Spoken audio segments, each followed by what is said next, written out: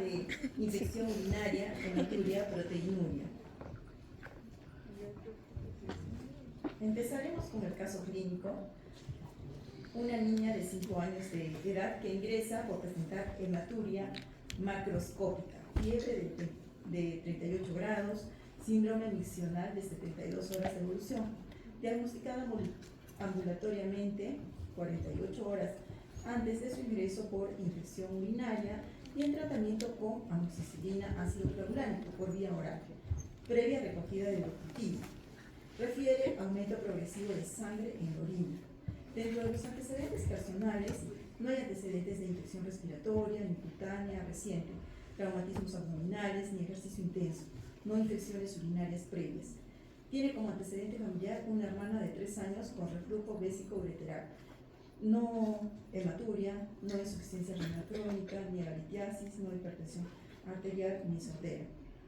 Entonces, se le realizan sus exámenes y se objetiva una orina hematúrica, color rojo brillante, sedimento de orina, proteínas 400 miligramos por decilitro, leucocitos 75 células y hematíes más de 100 por campo.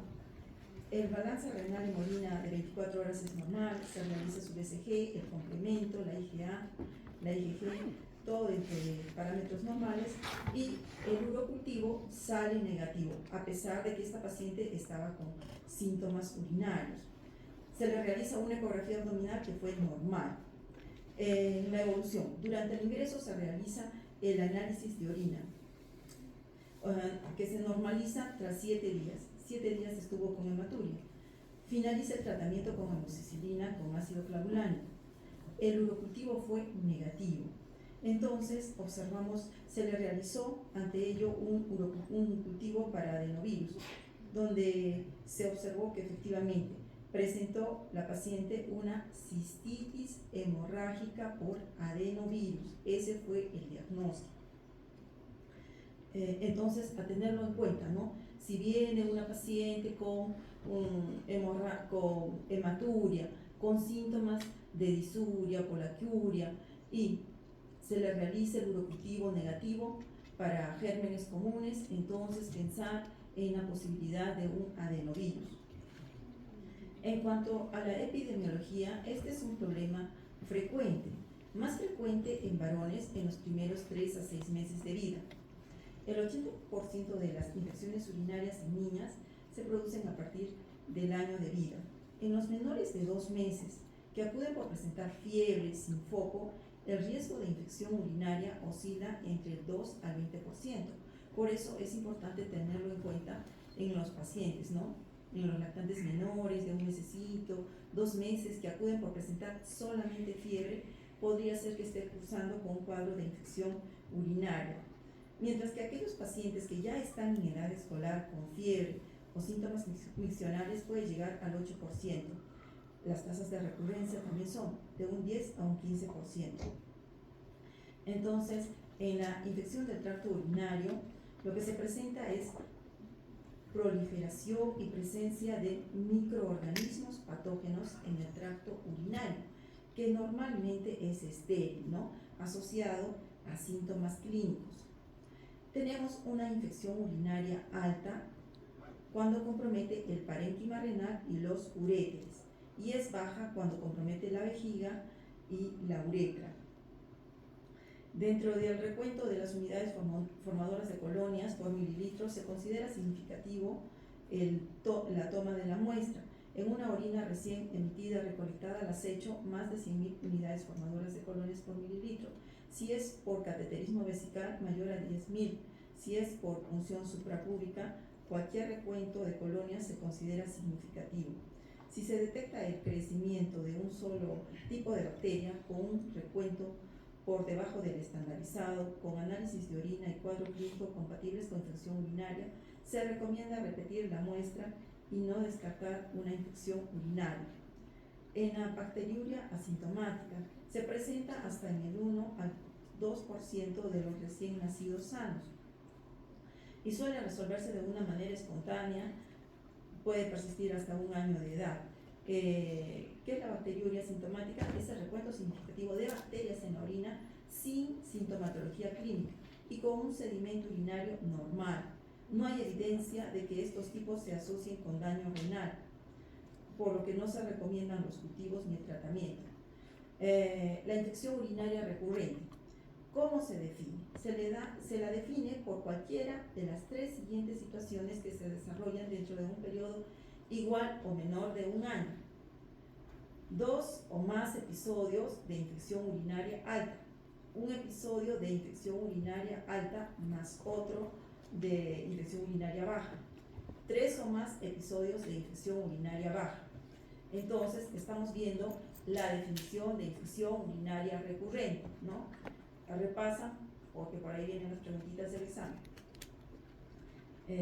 Una infección urinaria típica o complicada se define como cuando hay un compromiso del estado general, cuando estamos sospechando sepsis, cuando hay falta de respuesta dentro de las 48 horas de haber utilizado un tratamiento adecuado, cuando en el urocultivo se aísla un microorganismo diferente a la E. coli, cuando hay caída del filtrado glomerular que no es atribuible a causas como deshidratación o nefrotoxicidad, cuando hay un flujo urinario escaso, cuando hay elevación de la creatinina o presencia de una masa abdominal o vesical.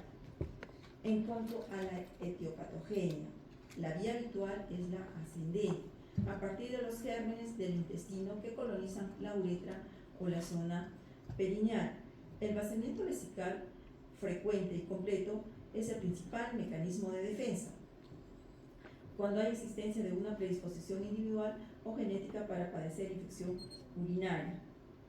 Y acá en etiología vemos que en los recién nacidos, uno de los más frecuentes, E. coli, 50-74%, pero también aquí hay que considerar la posibilidad de Klebsiella, un 25%, Pseudomonas, Proteus. En edad escolar, la E. coli en el 70% de los casos, Proteus, Klebsiella. En los adolescentes, E. coli, estafilococo coagulase negativo. Si hay alguna nefropatía, puede ser Pseudomonas. Si hay diabetes, sondajes repetidos, hongos. Y si hay un caso de cistitis hemorrágica como la que observamos en el caso que presentamos, donde hay clínica positiva y un urocultivo negativo, pensar en la posibilidad de un adenovirus. La E. coli, que se encuentra también en aproximadamente el 80%, y hay otros patógenos también a considerar, ¿no?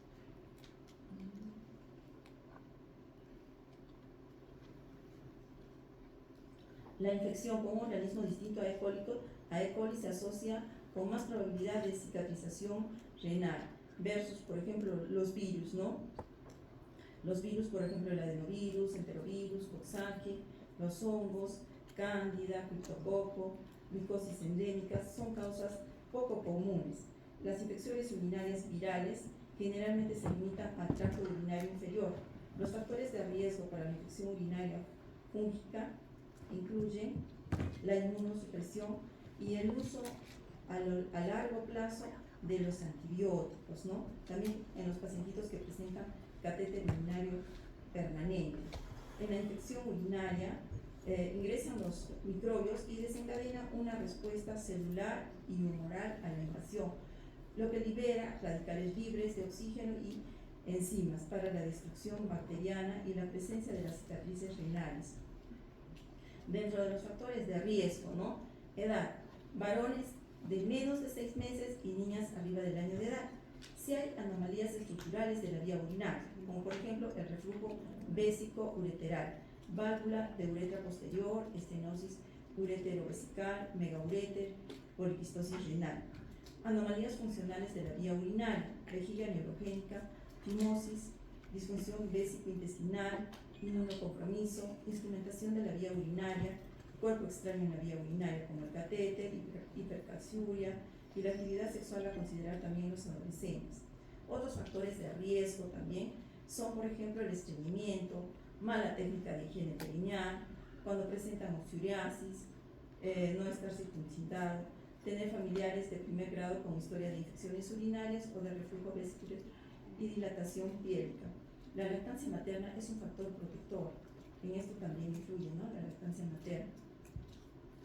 Infecciones de riesgo o complicadas corresponden a las infecciones urinarias de vías altas.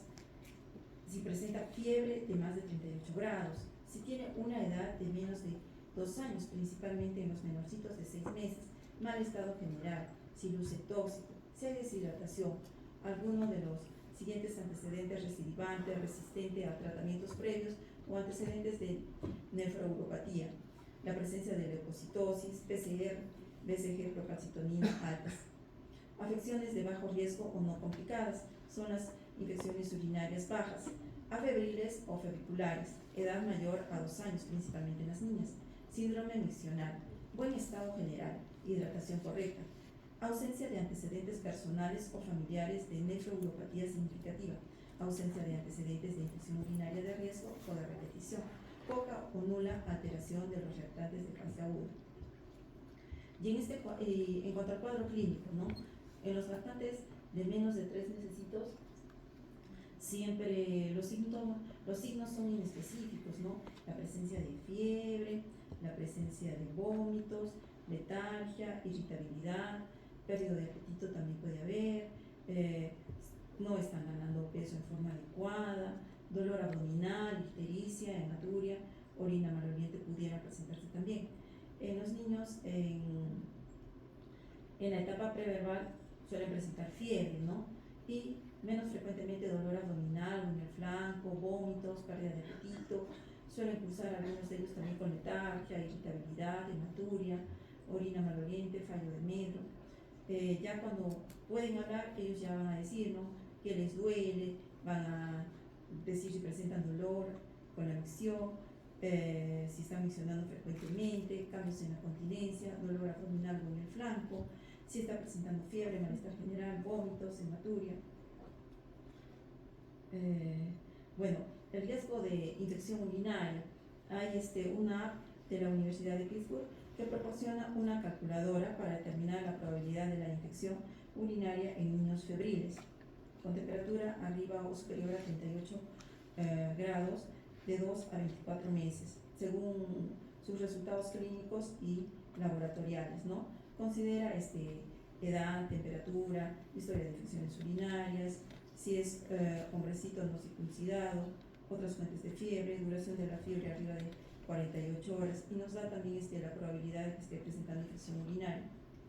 El análisis de orina es importante, es útil para evaluar la presencia de leucocitos, esterasa y pruebas de nitrito. Leucocito esterasa se encuentra presente en los leucocitos y su presencia en orina es señal indirecta de leucocituria. La prueba de nitrito se basa en la capacidad de algunas bacterias de reducir nitratos provenientes de la dieta a nitritos.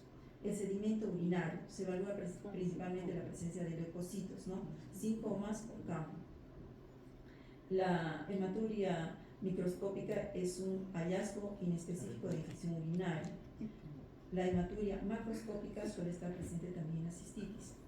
Bueno, y esta tabla es importante conocer la sensibilidad y especificidad de los componentes del uroanálisis que les manifesté. El test de leucocito esterasa tiene una sensibilidad del 83% y especificidad del 78%. El test de nitritos tiene una sensibilidad del 53%, pero tiene una especificidad del 98%, ¿no?, a tener en cuenta ello. La leucocituria por microscopía del 73% y una sensibilidad del 73% y una especificidad del 81%. La bacteriuria por microscopía tiene una sensibilidad del 81% y especificidad del 83%. Entonces, nosotros, haciendo según el análisis de orina, ya con estas pruebas de nitritos, esterasa leucocitaria, podemos tener en cuenta una actitud, una decisión frente a un paciente, ¿no? Entonces, si nuestro paciente tiene nitritos positivo y esterasa leucocitaria positivo, es muy probable que esté cursando con una infección urinaria. ¿Y qué debemos de hacer? ¿Cuál debe ser nuestra actitud? Recoger urocultivo e iniciar el tratamiento antibiótico empírico. Entonces, porque hemos considerado, ¿no?, que tiene una alta sensibilidad y especificidad. Entonces, si nitritos es positivo, esterasa leucocitaria positivo, es muy probable que esté cursando con una infección urinaria y tenemos que iniciar el tratamiento antibiótico empírico previa toma de urocultivo. Si tiene nitritos positivos y esterasa leucocitaria negativa, es una ITU muy probable. Tenemos que recoger también muestra de urocultivo e iniciar tratamiento antibiótico empírico. Si nitritos es negativo y esterasa leucocitaria es positiva, la probabilidad de infección es probable. Hay que valorar el inicio de antibióticos en función de los síntomas y clínicas de nuestro paciente. Mientras que si nitritos es negativo, esterasa leucocitaria negativa, ITU es improbable y nuestra actitud será repetir tira de orina si la fiebre persiste. En lactantes pequeños no nos permite descartar el diagnóstico de infección urinaria, ¿ya? Entonces, este cuadro también es importante que lo repasen porque de acuerdo a ello vamos a tomar una decisión frente a un paciente, ¿no? Y como que resulta también práctico, ¿no? Porque basta tener la tirita de orina y ya nos va a poder permitir tomar una decisión respecto al paciente. Ese cuadro también es importante, lo pasan para el examen. El urocultivo, con recuento significativo o positivo, constituye el estándar de oro para el diagnóstico de infección urinaria. Tiene falsos positivos, como por ejemplo si ha habido una contaminación con secreción vulvovaginal, orina no refrigerada, contaminación de los antisépticos utilizados, errores de laboratorio. Falsos negativos, tratamiento antibiótico previo, ya le tomaron la muestra pero ya estuvo recibiendo antibiótico. Arrastre del antiséptico utilizado para la higiene. Obstrucción ureteral completa, si hay casos de litiasis. Sea lesión renal localizada y no comunicante. Orinas con pH muy bajo o muy elevado. Densidad urinaria muy disminuida. Microorganismos inusuales que requieren medios especiales para el cultivo. Insuficiente tiempo de retención urinaria. En cuanto a los métodos de recogida de la orina, vamos a ver si es recogida por el chorro miccional limpio, se considera positiva si hay más de 100.000 unidades formadoras de colonia por campo. Tiene la ventaja de que no es invasivo, es sencillo y es aceptable indicador de validez diagnóstica. Se debe realizar en todos los niños continentes. Realmente es el método de elección. Inconvenientes, que puede haber riesgo de contaminación dependiente de higiene y medidas de limpieza. La bolsa adhesiva, también un recuento superior a 100.000, tiene la ventaja de que no es invasivo, es sencillo, pero el problema que presenta es la tasa de falsos positivos es muy elevada, más de 50, en algunas literaturas reportan más del 70%, y necesita muestra de confirmación si el resultado es positivo. Este método inicial en situaciones muy urgentes de niños no continentes. El cateterismo vesical, de 10.000 a 50.000 hacen el diagnóstico, tiene una sensibilidad del 95% y especificidad del 99%. El problema es que es invasivo, hay el riesgo de trauma uretral y ahí sí puede haber cierto riesgo de contaminación, ¿no?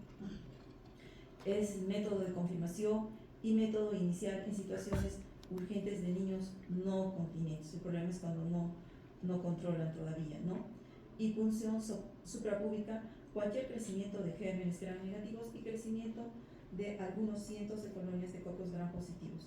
Es una técnica de referencia, es invasivo, tiene un éxito variable de 30 a 70, idealmente precisa control ecográfico, ¿no? Para no causar lesión. Método de confirmación y método inicial en situaciones urgentes de niños no continentes.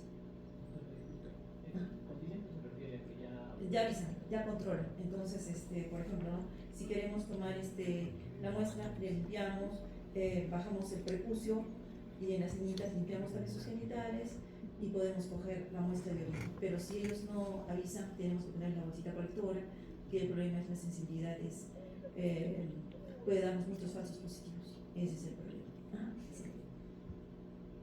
Ahora, el objetivo del tratamiento para la infección urinaria es la eliminación de la infección y prevención de la urosepsis, alivio de los síntomas agudos como fiebre, disuria, corajuria, prevención de la recurrencia y complicaciones a largo plazo, incluida la hipertensión, cicatrización renal y el deterioro de crecimiento y la función renal.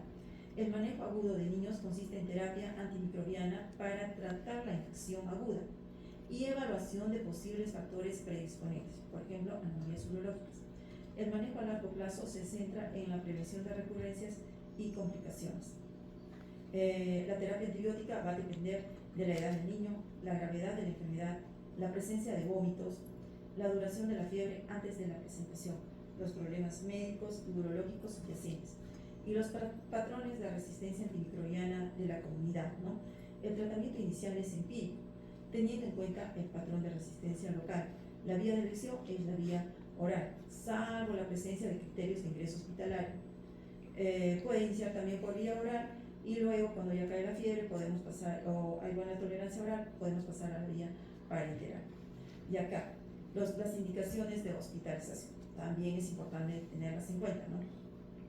Si tiene una edad de menos de 2 meses, si hay urosepsia clínica, apariencia tóxica, hipotensión, relleno capilar deficiente, paciente inmunocomprometido, vómitos o incapacidad para tolerar la medicación oral, falta de seguimiento ambulatorio adecuado, falta de respuesta a la terapia ambulatoria. Entonces, por ejemplo, ¿no? Si tenemos un lactante de 1 mes que no tolera la vía oral y cuando viene tiene signos de sepsis, ¿qué tenemos que hacer? Hospitalizar, ¿no es cierto? No lo podemos mandar a casita por la edad, y ya pues ya también está con signos, puede tener signos de urosepsis, ¿no? Entonces, en la terapia empírica usamos antibióticos, lo ideal es prevenir el daño renal, ¿no? Entonces, mientras más antes tratemos, mejor. La terapia antimicrobiana se inicia inmediatamente después de la recolección de orina, acompañados con una infección urinaria altamente probable según los hallazgos clínicos y de laboratorio. Acá se puede usar esa app que les mencioné, también el cuadro que les mencioné, ¿no? Sobre la esterasa leucocitaria y los nitritos. Entonces, el inicio temprano de la terapia antimicrobiana nos va a disminuir el riesgo de desarrollar cicatrices renales. Quienes pueden desarrollar, si presenta fiebre, si hay mala apariencia, sensibilidad del ángulo costovertebral, si hay una inmunodeficiencia conocida, si hay anomalías urológicas. La duración del tratamiento de antibiótico en hitos febriles es de 10 a 14 días. Si es una infección de vías urinarias bajas, una cistitis, 3 a 5 días de duración, mientras que si hay episodios recidivantes o menores de 2 añitos, será de 7 a 10 días. Entonces, el tratamiento, la elección del tratamiento es siguiendo la resistencia local. Por ejemplo, hay mucha resistencia a la sulfa, hay algunos casos también de amoxicilina con ácido clavulónico. Se pueden usar muy bien las cefalosporinas de segunda o tercera generación y los aminoglucósidos como la micacina, la gentamicina, también pueden utilizarse en el tratamiento empírico hasta que tengamos el resultado del urocultivo. Recordar que las cefalosporinas no son efectivas para el tratamiento del enterococcus. Bueno, y cuando usamos aminoglucósidos tenemos que ver también que la función renal de nuestro paciente no esté comprometida. Aquí hay algunas dosis que les pueden ser de utilidad, ¿no? Cuando se decide, por ejemplo, el uso de tratamiento por vía parenteral, la ceftriaxona, la gentamicina, la ampicilina y los otros por vía oral. Acá también tenemos dosis, los primeros por vía parenteral y por vía oral y estos por vía parenteral, ¿no? Hasta que tengamos nuestro urocultivo. Ahora, el otro tema que nos ha tocado revisar es proteinuria. Proteinuria se define como la presencia de proteínas en orina, tanto si es normal, resultado de situaciones fisiológicas especiales o patológicas. La presencia de proteínas en orina puede ser un hecho benigno o transitorio, el marcador precoz de una enfermedad crónica, el inicio del empeoramiento de la función renal en patologías ya conocidas, el signo de alarma que indique la presencia de enfermedades sistémicas. El método semicuantitativo de la tira reactiva nos es de utilidad. Mide la concentración de albúmina con una alta especificidad pero baja sensibilidad. Se puede informar con cruces y los resultados irían en miligramos por decilitro. Si hay presencia de traza, de 15 a 30 miligramos por decilitro. Si hay una cruz, de 30 a 100. De 2 cruces, de 100 a 200, 3 cruces, de 300 a 1000 y 4 cruces, ya más de 1000. Si sale una cruz, Si sale mayor a una cruz es positivo. Si sale más de 3 es una proteinuria en rango nefrótico. También acá pueden darse los falsos positivos y falsos negativos. Dentro de los falsos positivos, si es una orina concentrada, orina alcalina, hematuria macroscópica, piuria, contaminación por secreciones vaginales, contrastes iodados, contaminación por antisépticos. Falsos negativos, si es una orina muy diluida, si es una orina ácida, si hay una microalbuminuria, proteinuria de origen tubular. Ahora, si no es factible recoger la orina de 24 horas, ¿no?, en los bebés, que es difícil, se puede determinar en una muestra aislada el cociente de proteínas sobre creatinina. Proteínas creatinina también, ambos en miligramos. El resultado se considera normal en un niño mayor de 2 años si es menos de 0.2 y si es menos de 0.5 en un lactante menor de 2 años. Significativo de 0.2 a 2 y nefrótico mayor de 2. O sea, si nos sale más de 2 es nefrótico, pues, y ya con esa determinación que se hace en el examen de orina, pues ya tenemos que hacer estudios a nuestro paciente, ¿no? Más si viene con síntomas asociados al síndrome nefrótico, si viene por edemas, ya tenemos que hacer más estudios. Acá también tenemos este cuadrito donde se considera fisiológica en mayores de 2 años, si es menos de 2, en menores de 2 añitos menos de 5, no nefrótica de 0.2 a 2, en menores de 2 añitos de 0.5 a 2 y de rango nefrótico si es mayor de 2. En orina de 24 horas, si es normal, menos de 100 miligramos por metro cuadrado por día o menos de 4 miligramos por metro cuadrado por hora. Significativo de 4 a 40 miligramos por metro cuadrado por hora. Y rango nefrótico si es mayor a 1 gramo por metro cuadrado por día o más de 40 miligramos por metro cuadrado por hora. En cuanto a la fisiopatología, el 50% de las proteínas eliminadas en la orina en condiciones fisiológicas corresponden a proteínas secretadas por el epitelio tubular. El otro 50% son proteínas plasmáticas. La albúmina representa el 40% del total y el resto son proteínas de bajo peso molecular. Situaciones con proteinuria en rango anormal pero no patológica. Proteinuria sin sospecha previa de enfermedad renal subyacente. Proteinurias transitorias. Cuando se dan proteinurias transitorias, a veces cuando los pacientes están presentando fiebre, cuando ha tenido su deshidratación, convulsiones, estrés físico o emocional, infusión de adrenalina, exposición a frío extremo, cirugía abdominal, insuficiencia cardíaca o con el ejercicio físico, presentan generalmente un patrón glomerular. Se desconoce el mecanismo fisiopatológico por el que se producen estas proteinurias transitorias. Proteinuria intermitente ortostática postural. Típicamente se detecta en adolescentes, en niños y adolescentes. Es raro por arriba de los 30 años. La proteinuria ortostática supone más del 60% de los casos de proteinuria asintomática en niños y la incidencia aumenta en la adolescencia. Para hacer el diagnóstico debe estar en un rango totalmente normal durante el decúbito y aumenta tras un mínimo de 4 a 6 horas en que se pone de pie. La causa también no está clara. Lo que se recomienda es un seguimiento anual con análisis de orina y control de la presión arterial hasta que desaparezca. También se describe este síndrome de cascanueces, que consiste en un atrapamiento de la vena renal izquierda entre la aorta y la arteria mesentérica superior.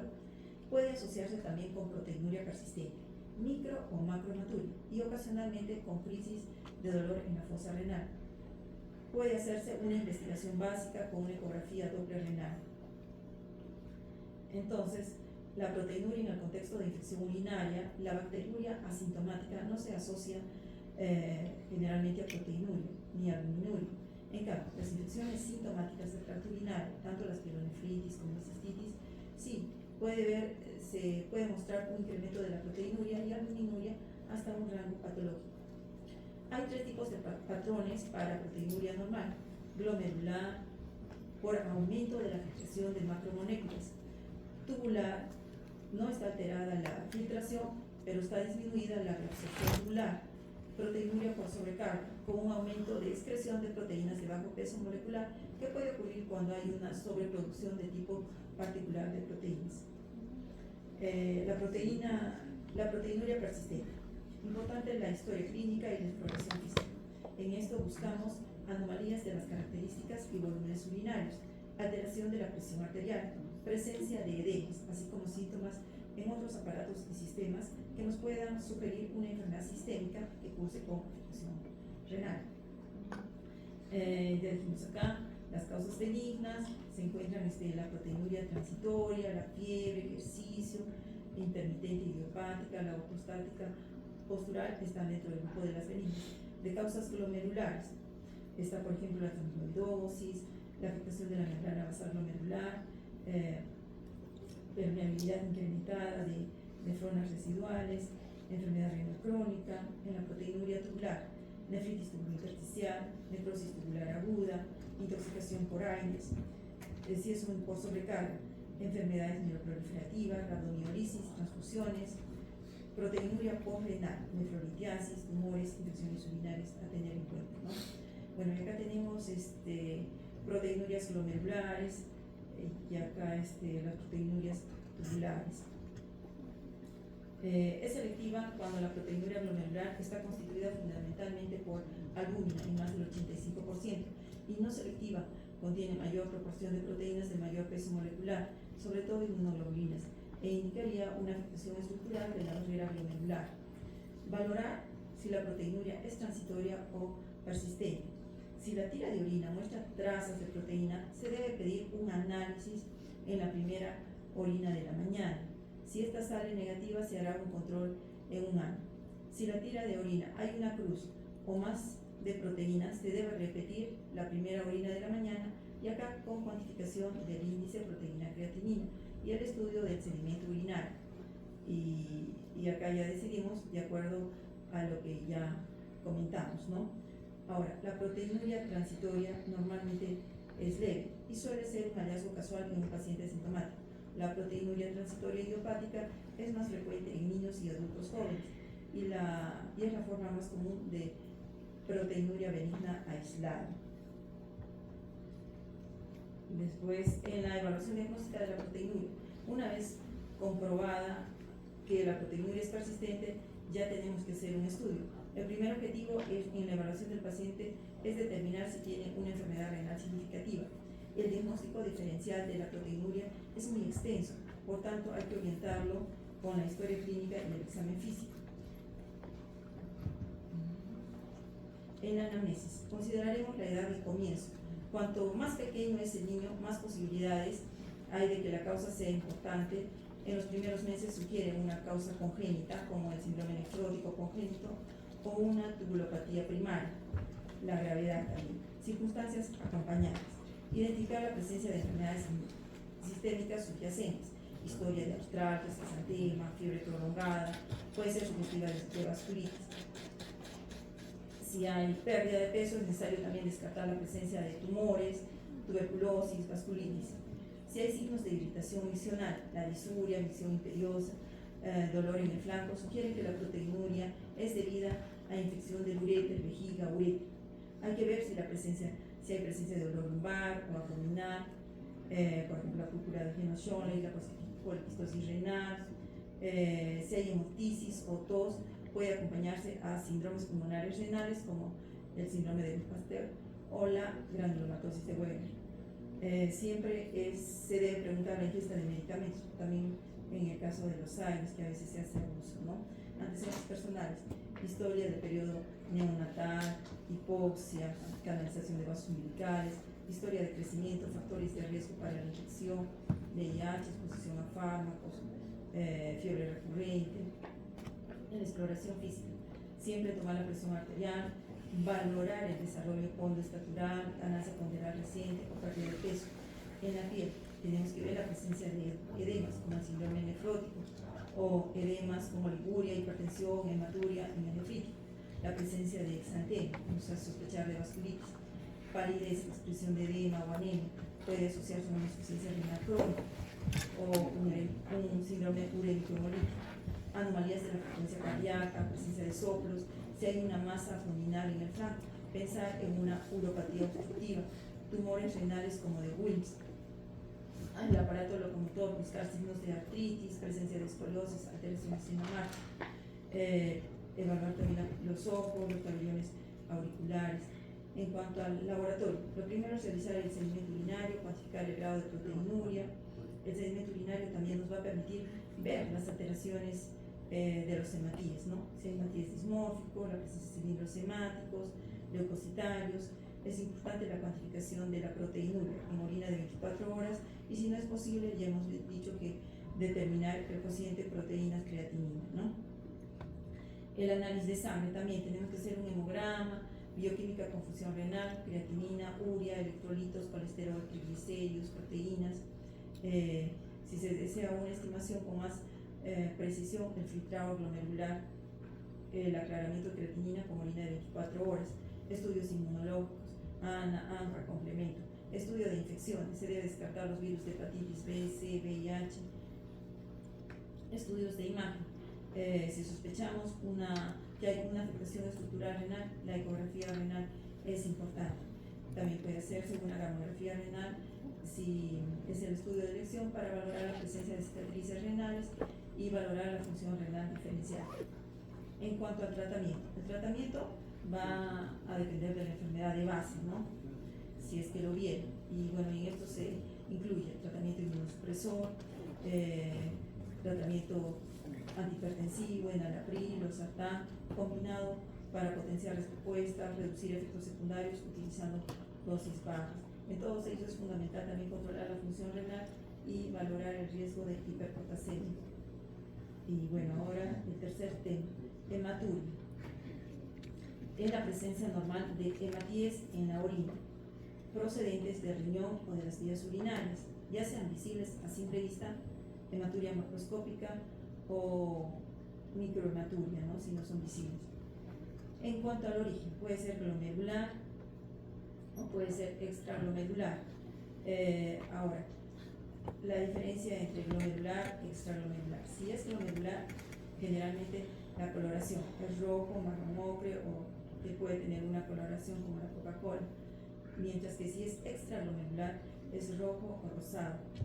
La presencia de coágulos. Si es glomerular, están ausentes. La morfología de los eritrocitos. Dismórfico cuando es glomerular. La presencia de acantocitos pueden estar presentes cuando es glomerular. Ahora, haciendo el diferencial, ¿no? Cuando es glomerular, puede haber una historia familiar de hematuria, sordera, insuficiencia renal, es indolora, uniforme, sin coágulos. Puede haber una infección reciente, respiratoria cutánea o digestiva, sordera, ingesta reciente de fármacos, antecedentes de enfermedades sistémicas, ¿no? Artritis, hemotisis, indagar por ello. Si es no glomerular, historia familiar de litiasis, los cálculos, ¿no? Que nos pueden dar una hematuria extraglomerular. Puede haber los síntomas urinarios, disuria, cólico abdominal, fiebre, antecedentes de traumatismo o ejercicio físico intenso. Por ejemplo, ¿no? En el caso de urolitiasis. En el caso de urolitiasis, a veces el paciente presenta dolor en el flanco que se irradia hacia dónde, hacia la zona genital y acude por presentar hematuria. Entonces nosotros tenemos que preguntar si está presentando dolor abdominal, la ubicación, la localización del dolor. Exploración física. En cuanto a la exploración física, si es glomerular, puede haber hipertensión arterial, edema, exantema, artritis, palidez. Si es no glomerular, la presión arterial va a estar normal, dolor suprapúbico, dolor en el ángulo costovertebral y de los hallazgos de orina que ya mencionamos, ¿no? Según el momento de aparición durante la misión. Si es inicial, el sangrado, ¿de dónde va a ser? El sangrado se observa al principio del chorro misional y luego se aclara. ¿Esto qué origen nos sugiere? Nos sugiere un origen uretral. Entonces, si el sangrado se observa al principio del chorro misional y luego se aclara, el origen de dónde va a ser, probablemente de la uretra, ¿no? Ahora, si es terminal, se va a presentar al final de la misión. A veces incluso como un goteo sanguinolento justo cuando acaba de emisionar, y sugiere origen cercano al cuello vesical, mientras que si el sangrado es total durante toda la misión, puede proceder del riñón, del tracto urinario superior o de la vejiga. Ahora, la hematuria microscópica o microhematuria, solo detectable mediante tiras reactivas. Lectura de al menos una cruz de sangre en la orina. Este hallazgo debe ser confirmado siempre por un examen microscópico del sedimento, donde más de 5 hematíes por campo en la orina nos hacen el diagnóstico. Hematuria macroscópica o macrohematuria es la que vemos, ¿no?, a simple vista, y basta que haya más de 1 mililitro de sangre por litro de orina para que le dé la coloración. Según la duración, puede ser persistente si se encuentra 6 meses después de la primera determinación. Microhematuria se considera significativa clínicamente cuando persiste en al menos 3 muestras de orina consecutivas y separadas entre ellas de 2 a 4 semanas. Hematuria transitoria cuando se observa en una muestra aislada por un tiempo inferior a 6 meses. Bueno, y acá hay casos también de pseudohematuria, pero acude el paciente porque está presentando la orina roja, ¿no? Y es, por ejemplo, cuando ha ingerido mora, remolacha, cuando ha habido también el uso de algunos medicamentos como la difenhidroína, metronidazol, metildopa, fenazopiridina, nitrofenatoína, sulfasalacina, con el uso de cloroquina, rifampicina, salicilatos, ibuprofenos. Entonces, siempre que viene el paciente porque está presentando la orina roja, no siempre va a ser hematuria, ¿no? Hay que preguntarle si qué ingirió en la noche anterior, el día anterior. De acuerdo a la sintomatología sintomática, si junto a la hematuria existen manifestaciones clínicas de enfermedad sistémica o nefrourológica. La hematuria macroscópica suele ser sintomática y asintomática. Si la única normalidad es la hematuria, la presencia de hematíes. Ahora, el test de screening utilizado para el diagnóstico de la tira reactiva y es simple y eficaz. Detecta la presencia de hemoglobina libre o intraeritrocitaria y mioglobina. Puede detectar de 5 a 10 hematíes por microlitro. También hay los falsos positivos.